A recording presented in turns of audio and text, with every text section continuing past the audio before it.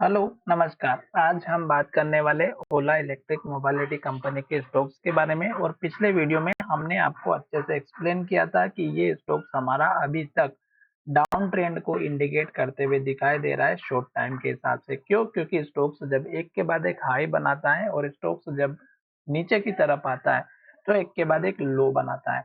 अब स्टॉक्स में दो कंडीशन होती हैं कि जब स्टॉक्स हमारा एक के बाद एक हाई बना रहा था तो यहाँ तक स्टॉक्स ने हाई बनाया और उसके बाद स्टॉक्स में गिरावट हुई और रेड कैंडल और लो बनाते हुए स्टॉक्स नीचे आए। यहाँ पर स्टॉक्स ने सपोर्ट लिया और मैंने वीडियो बना करके ये कहा था कि इस स्टॉक्स में इस कैंडल का हाई और लो के ब्रेक होने का वेट कीजिएगा। और दूसरे दिन फिर से इन्वर्टेड हैमर बना करके हमें ये इंडिकेशन दिया कि स्टॉक्स फिर से नीचे आएगा।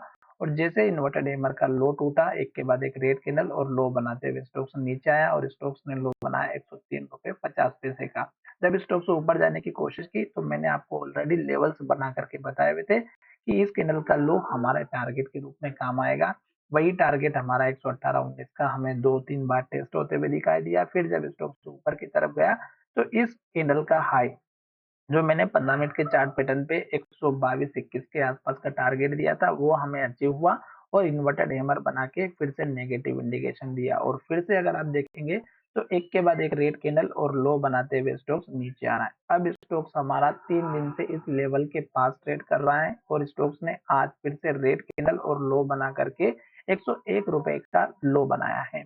ये स्टॉक्स का पुराना लो था 100 रुपए के आसपास का। अब मुझे ये प्रतीत हो रहा है कि ये लेवल अब हमारा टूट सकता है क्योंकि स्टॉक्स 3 दिन से ट्रेड कर रहा है और इस लेवल को अगर तोड़ेगा 100 रुपए को तो बड़ी गिरावट दिखाई देगी। इसलिए आपको अभी नई फ्रेश एंट्री नहीं करना है। टारगेट की अगर हम बात करें तो छोटा सा टारगेट इस कैंडल के लो का रखना है 103.50 रुपए का। दूसरा टारगेट इस कैंडल के लो का रखना है 106.90 रुपए का है। तो आप ज्यादा से ज्यादा 107 का रख सकते हैं। बीच में एक टारगेट और चाहे तो इस कैंडल के लो का रख सकते हैं 105.20 रुपए का।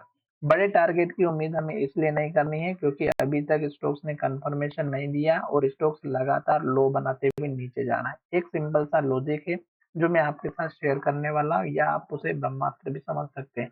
जब तक स्टॉक्स में रेड कैंडल बनेगी, लो बनेगा और लो के पास क्लोज होगा तो हमें स्टॉक्स से दूरी बना के रखना है, ना ही नई फ्रेश एंट्री करना है, ना ही एवरेजिंग करना है। हमारा वीडियो आपकी एजुकेशन के लिए था। बाय सेल की कोई एडवाइस नहीं है। फिर भी आप ट्रेड करते हैं तो अपने फाइनेंशियल एडवाइजर से एक बार जरूर कंसल्ट कीजिएगा। साथ ही स्टॉक्स का 100 रुपीज का लेवल ब्रेक होने के बाद स्टॉक्स नीचे जाता है तो फिर सपोर्ट लेवल 95 का रहेगा जो हमारा इस कैंडल के लो का है। और फिर भी अगर स्टॉक्स नीचे की तरफ जाएगा तो मैं आपको स्पेशल वीडियो फिर से बना दूंगा और 15 मिनट के चार्ट पैटर्न के बेसिस पर स्टॉक्स का सपोर्ट लेवल बताने की कोशिश करूंगा। हमारा वीडियो आपके एजुकेशन के लिए था।